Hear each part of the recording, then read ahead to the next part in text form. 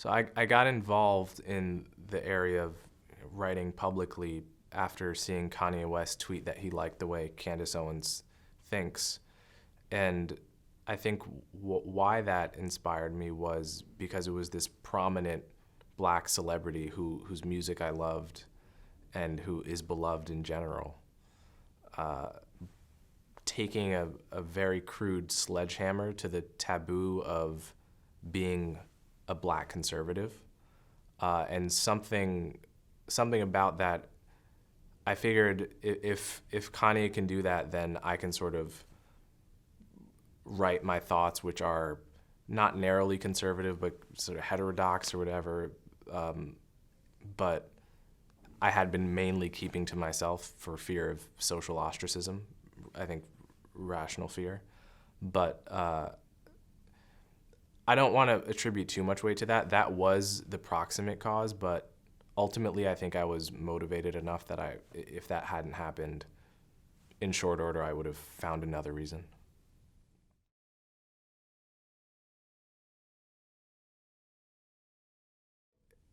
I think if we're going to teach our children sort of very editorialized versions of history in the style of the 1619 Project, I think it would make much more sense to teach them episodes of history from which they can draw a lesson that is relevant today.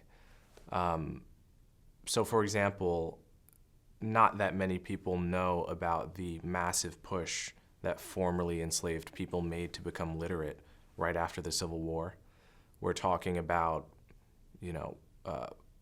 black people in the South, post-Reconstruction, who have no federal support, everything arrayed against them, no access to white education circles, but pooling money together, studying through holiday breaks voluntarily, teaching one another to read, creating schools in private and in secret when they're not allowed to have them, and doggedly pursuing education to the point where by the turn of the century, something like half of formerly enslaved people could read and write, coming from, basically none at the end of the Civil War.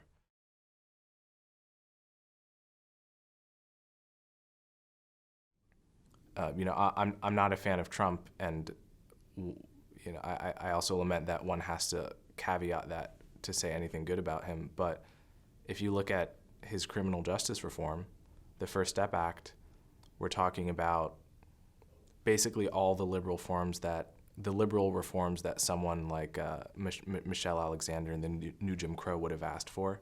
He basically did that. And over 90% of the people who benefited from that were black inmates. But he's never going to get credit for it on the race issue because Republicans were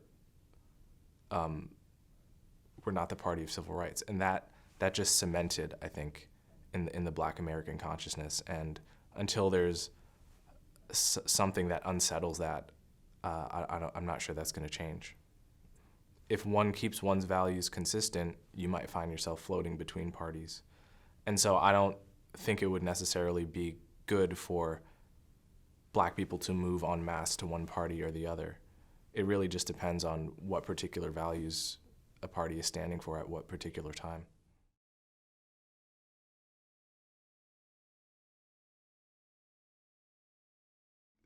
The idea that racism is part of American DNA is wrong for two reasons. One, DNA is with you right from the start, by definition, and it's been a point made well by scholars on the left and the right that white supremacy wasn't there in America right from the beginning. It emerged gradually as a way of justifying slavery.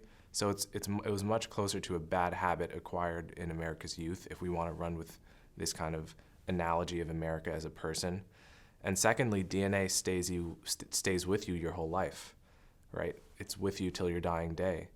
And so to say racism is in America's DNA is to suggest that it's going to be with us forever.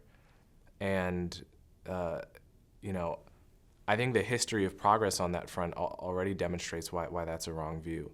If you go back to 2004, ask almost any black person on the street, would someone like Obama have a chance at president? They would all say no. 4 years later, proved wrong. There are countless examples like that. And I think in retrospect, we sort of define them down and soft pedal them. But if you look at how consistently our expectations about racism have been disproved in the positive sense, then I see no reason to believe that this country is somehow inherently or permanently racist.